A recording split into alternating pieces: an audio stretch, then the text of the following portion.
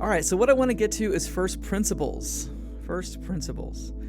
And this is an act of breaking everything down to what we can observe directly. So it's chiseling away all of the unnecessary stuff surrounding everything that you can think about that is caught in time. If it's caught in space and time, which are the same thing, outside of your present experience, that is the part we want to disregard. And we want to look at just what is here in front of us, what we can see, what we can taste, smell, experience in the here and now, removing all time and space from that thought and idea. All right? And we want to get to the foundation of what reality is. And what do we know? And it sounds so simple, but we spend almost none of our lives in this place. So if you're not used to getting to this place, it's probably going to feel very, very strange, disorienting, maybe even a little bit uncomfortable. Those of you who meditate are already familiar with what I'm going to get to. But if you don't meditate and you are new to this, but somehow you are mysteriously drawn to this topic, this conversation, if YouTube has suspected that you're into this and has started suggesting videos like this to you, and you haven't had this experience, I want you to just take a moment real quick. In fact, we should all just take 10 seconds to just get a hold of what is real in your life, get a hold of what you love and trust in your life, and just hold on to that and realize how true and real that is for you, because we're about to strip it all away, and it can be a little bit uncomfortable if you haven't had this experience. So are you guys ready to get into this? All right. So I'm going to start with Thoth, because a lot of the spiritual teachings come back to him. Now, this isn't to say we're sun worshipers or all of the dogmas surrounding Thoth. And yes, I'm realizing that Thoth we're talking about something that's caught in time, caught in history. That's what it seems like, but I'm not speaking about Thoth as the builder of the pyramids or architect of the pyramids. I'm not speaking about Thoth as the inventor of writing. I'm not speaking about Thoth as the inventor of astronomy or the inventor of astrology or the science of number. This is all the things that the Thoth is accredited for.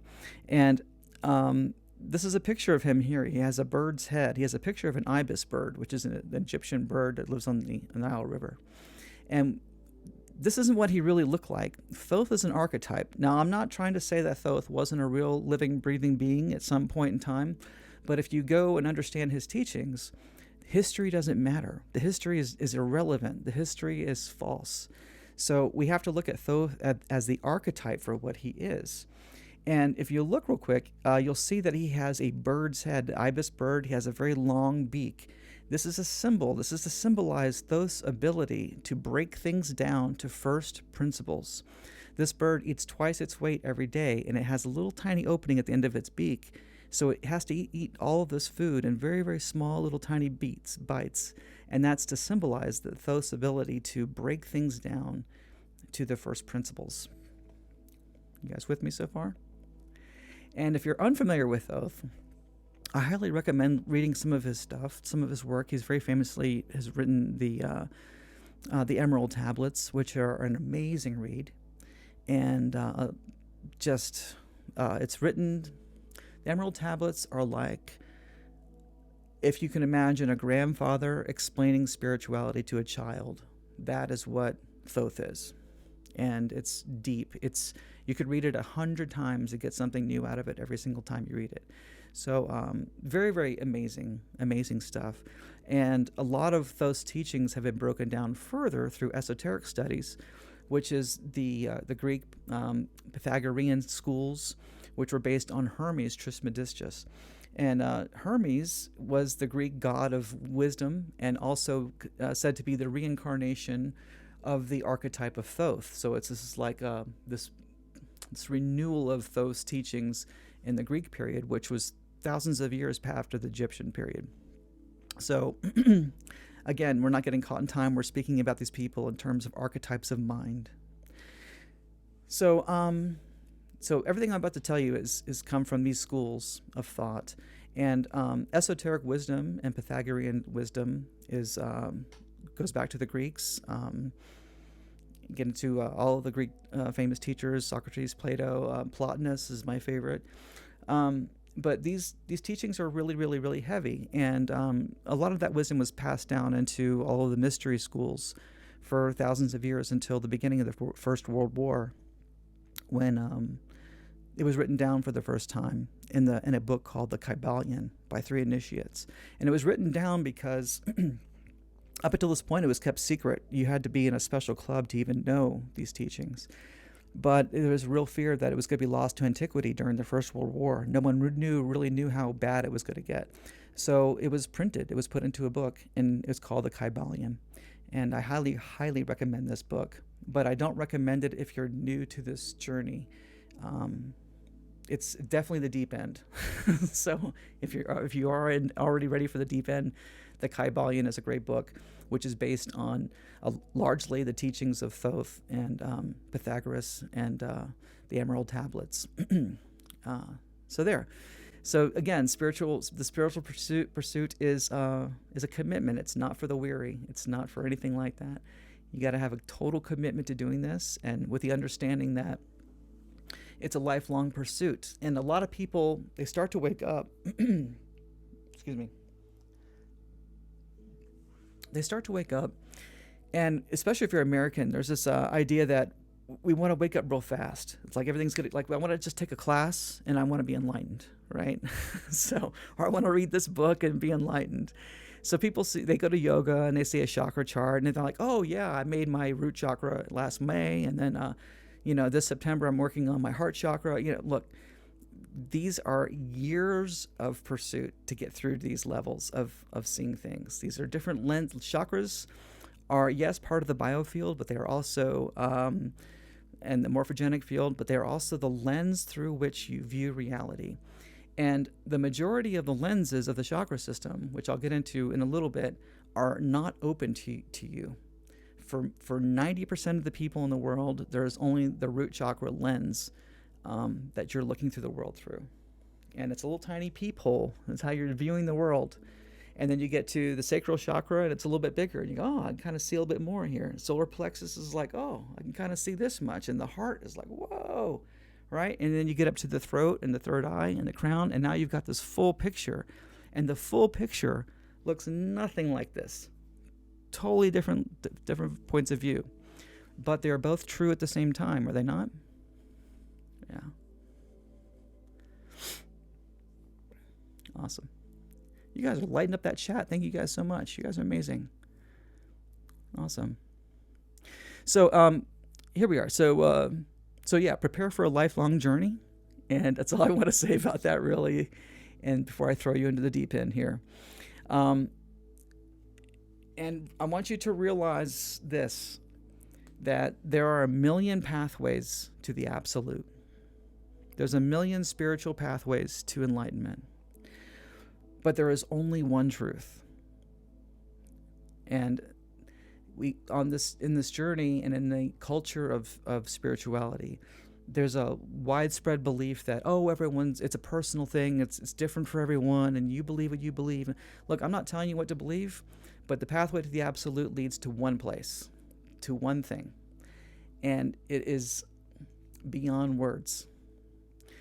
But it is undeniable when you experience it as the only answer.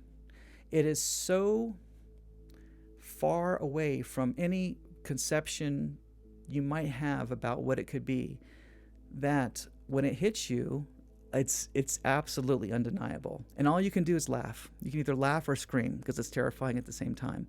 And yes, this glimpse, and again, I'm going to point to the door today, is enlightenment. But then that's only part of it. The seeing it is one thing. Acting on it is a whole other thing. And that's called self-actualization. And that's where the real game begins. That's where you really start playing the game. And that's where things really get testy. Testy in good ways. And don't be like, why am I want to learn the spiritual stuff so I can make things harder? It's not that you'll make life harder. You're going to make things challenge you in different ways. Now, the reward to being challenged in different ways is spirit provides for you in different ways. So the things that are bothering you now, the real challenges in your life now, maybe you're stressed out over money, maybe you're stressed out over a relationship, maybe you're stressed out over 10 things at work. What will happen is all of these things will start to fall away one at a time. And you won't stress about them anymore. They just won't be a thing anymore. You might still be broke, but the bills for whatever reason are going to get paid by some sort of magic way. Or something else will happen that will come through that will just be nothing that you could have ever imagined, but there it is. It's taking care of life for you. So have faith in that it's a worthy pursuit to go for this here. It really, really, really is. But it's not total freedom. It's freedom from the life that you are experiencing now if you haven't had it. It's total freedom from that life, but it's a new type of challenge to sustain it. That becomes the pursuit, is sustaining it and remembering the truth. So I say this with absolute conviction, because this conviction to which I'm speaking of this is the conviction of the Christ. This is the absolute conviction of witnessing the absolute and witnessing the truth of what is. It's unshakable, undeniable. No one could shake me from this at all. It wouldn't happen. It's more true than anything you've ever experienced in your life, ever. Right now, I want you to get into first principles. So let's just take a big breath. Let's just start to reel our minds in whatever kind of stuff you got going on in your life, whether it's stresses at work, stresses in your relationship, stresses with your kids, existential stresses.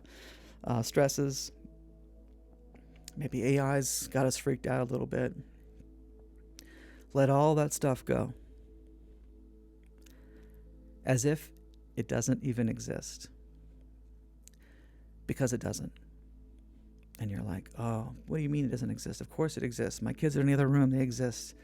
My job is on Monday. It exists. Yes, they exist to you now. But what enlightenment is focus. You can boil it all down to focus. If you remove all of time, all of space, and just focus on what is true, that is the only thing that is true. Everything else that is not in the here and now doesn't exist until you move your focus to look for it. There's an old adage, if a tree falls in a forest and no one's there to hear it, does it make a sound? Not only does it not make a sound, if there's no one there to hear it, it doesn't fall and there is no forest. Because there's only the here and now. And anything you can think about is the imagination. And this will kind of freak you out. This is kind of cool. Check this out. So like if you put your thumb out like this, right? You close one eye and you stare at your thumbnail, right? That is about all that your eyes are actually seeing in perfect focus. Just that right there. And the rest of it is largely made up by your imagination. It's filled in by the imagination. It's filled in by memories. It's filled in by previous experiences. And your reality is built off of that. All of reality is built off of that. And this is why it's a collective reality. So reality is coming into form as we remember it. And because there's so many of us, each of us are kind of holding a piece of that rendering, which is why everything kind of seems very, very real. It has all this patina to it that I've talked about on the show. And we're each remembering different aspects of things, and as we're all remembering together, it's making it solid. This collective is forming it into being, into something that seems like it is very, very real. But it isn't real. It isn't real. All of this is a dream in the mind of the one. It's not your dream. It's not my dream. It's no one's dream. It's only the dream of the one. Because only the one exists. Nothing else exists except for the one. There's only the one. There's only the mind of the one, God, Brahman, the absolute, the still point, 0 point. There's a million different names we can give it. But this, here and now, this is it. With your eyes open and you're breathing in and out, I want you to look around your reality and just take a moment. Don't look at the screen. Just look around you. Feel things. I want you to marvel over the amazing depth of detail in this dream, how real it seems, how solid things feel. But they're not real at all. And again, it sounds like I'm on acid. It sounds like some kind of crazy mushroom trip. But every science in the world will tell us that this is not solid. It's made of vibration. Energy, frequency, and vibration are the substrate to all of reality. That is the first principle.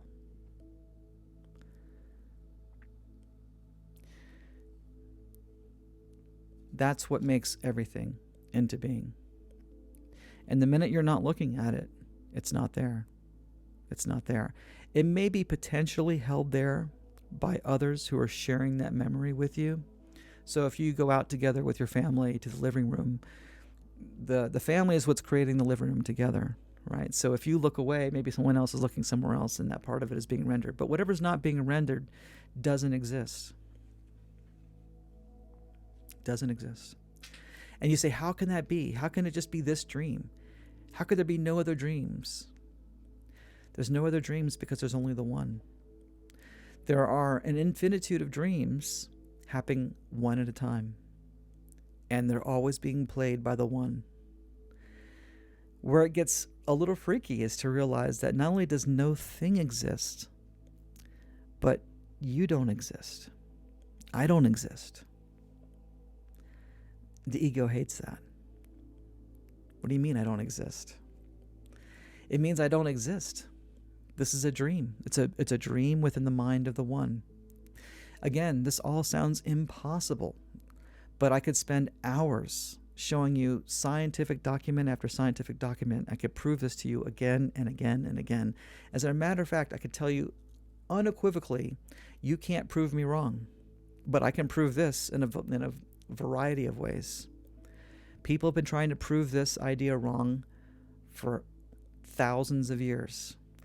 And it's the only thing that holds up because it's the truth. And you know it's the truth when you have the transcendent experience. And that transcendent experience will happen to every single person watching this. Every single one of you, if you haven't had it already, will have this experience. It's part of what life is. It's part of the trip. Realizing this is the trip.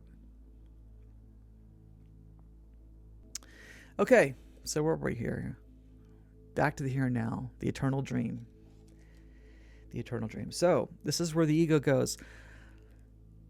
That's a bunch of baloney. I exist. This is real. I have work tomorrow. I have to do this. I have to blah, blah, blah, blah, blah, blah, blah. Right? The ego is not going to hear this message at all. But planting the seed is enough. Planting the seed is enough for you to see the truth, because if you can just pretend, you don't even have to accept this as the truth. If you just spend a little bit of time pretending this is the truth,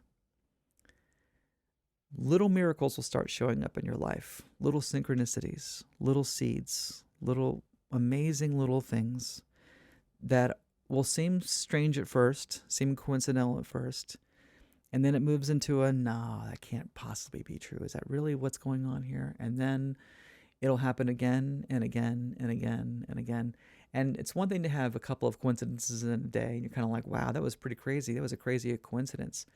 But there's a difference between small coincidences and huge coincidences.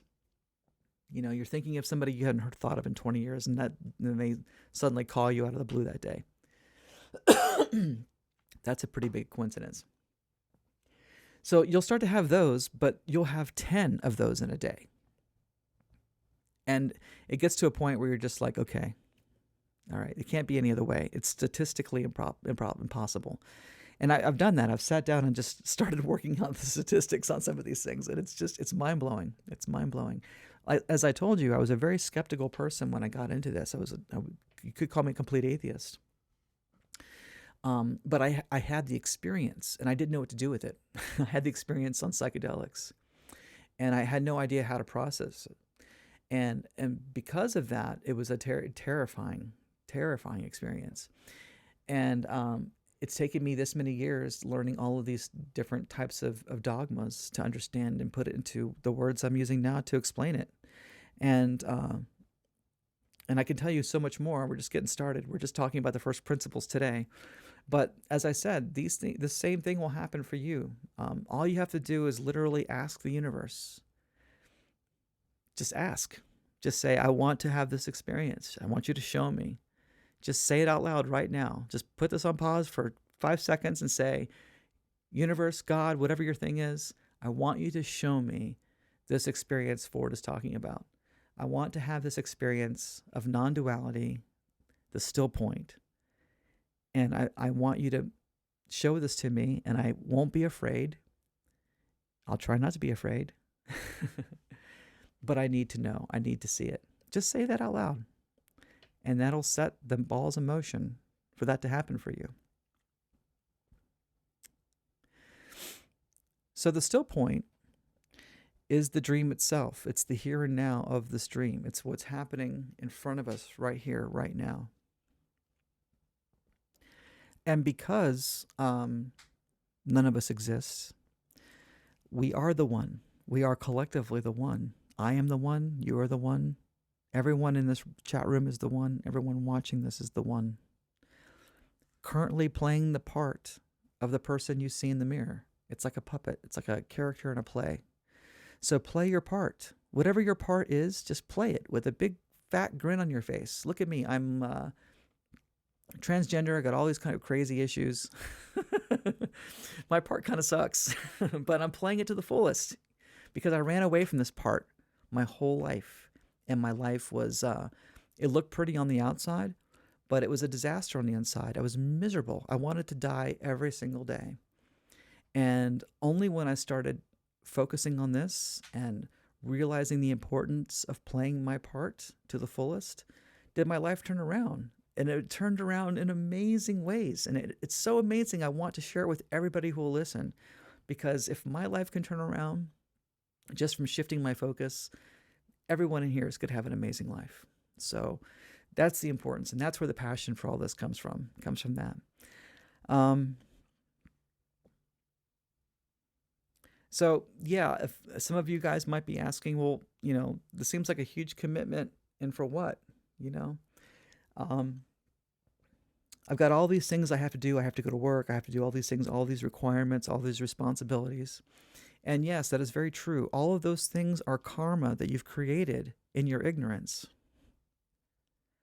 So every decision you've ever made, every word you've ever spoken, every intention you've ever had in your life, good or bad, set the wheels in motion to manifest in your life.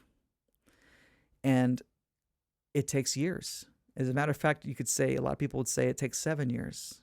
This is a parable of the seventh son of the seventh son. All the synchronicitous things of the number 7. That the things manifest in cycles of 7 years, 7 months, 7 weeks, 7 days, 7 hours, 7 minutes, 7 seconds, 7 milliseconds. Karma's unfolding like that. So you set an intention, and part of it unfolds in 7 seconds. Another part of it unfolds in 7 minutes. Another part of it unfolds in 7 hours, and so forth. 7 hours, 7 months, 7 years, and then it fully manifests in 7 years. And that's kind of like what that's about a little bit. So it could take a time for it to manifest. You've got a lot of karma to work out that was put there through ignorance. But the still point is to bring you to the door, and that's where we are. This moment right now, where you're just looking around your room saying, is it possible that this thing that I'm seeing and experiencing, this dream, is the dream of God? Is that possible? Could I be so arrogant to think that my shitty little life, however it might be that you perceive it, I do that sometimes too, I beat myself up, could be the dream of God. And I say, yes, it's already perfect. It's already exactly the dream that God needed to have to learn or experience this new thing that it was trying to unfold about itself.